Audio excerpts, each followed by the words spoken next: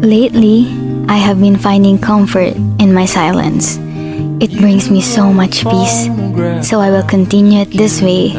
I no longer engage with people who makes me feel so drained, and I let everything be in silence. I am doing this to protect what remains inside me. Now, I prioritize my own happiness over seeking approval from others or trying to please everyone around me. And it's so healthy, it's so peaceful, and it's healing me.